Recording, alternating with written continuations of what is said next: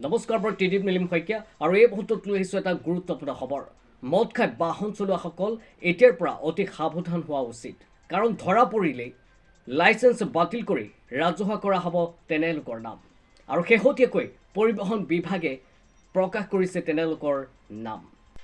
সুৰাপাৰী চালকসকল এতিয়াৰ পৰা অতি সাৱধান হওক এবাৰ কঠোৰ পৰা কঠোৰতম শাস্তি হ'ব সুৰাপাৰী চালকৰ বিৰুদ্ধে এবাৰ কঠোৰ পৰা কঠোৰ শাস্তি বিহিব প্ৰশাসনে ধৰা পৰিলেই লাইসেন্স বাতিল কৰি ৰাজহুৱা কৰা হ'ব তেনেলোকৰ নাম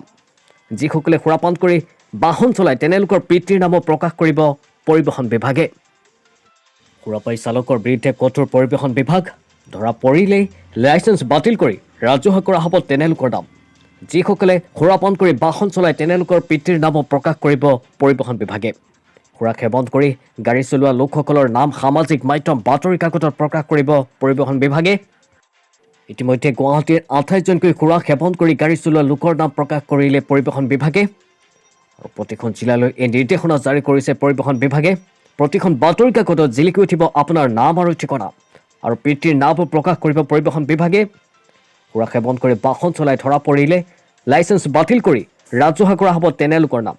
আৰু এতিয়াৰ পৰা কঠোৰ হৈছে পৰিবহণ বিভাগ সুৰাপাৰী চালকসকল এতিয়াৰ পৰা অতি সাৱধান হওক কাৰণ সুৰা সেৱন কৰি বাহন চলাই ধৰা পৰিলেই আপোনাৰ বাতিল হ'ব লাইসেন্স আৰু আপোনাৰ নাম ৰাজহুৱা কৰিব পৰিবহণ বিভাগে লগতে পিতৃৰ নামো ৰাজহুৱা কৰিব পৰিবহণ বিভাগে সামাজিক মাধ্যম বাতৰি কাকতত প্ৰকাশ কৰিব তেনেলোকৰ নাম ইতিমধ্যে সুৰা সেৱন কৰি বাহন চলাই ধৰা পৰা লোকৰ নাম প্ৰকাশ কৰিছে পৰিবহণ বিভাগে গুৱাহাটীৰ 28জনকৈ সুৰা সেৱন কৰি গাড়ী চলোৱা লোকৰ নাম প্ৰকাশ কৰিলে পৰিবহণ বিভাগে প্ৰতিখন জিলালৈ এই নিৰ্দেশনা জাৰি কৰিছে পৰিবহণ বিভাগে প্ৰতিখন বাতৰি কাকতত জিলিকি উঠিব আপোনাৰ নাম আৰু ঠিকনা লগতে পিতৃৰ নামৰ প্ৰকাশ কৰিব পৰিবহণ বিভাগে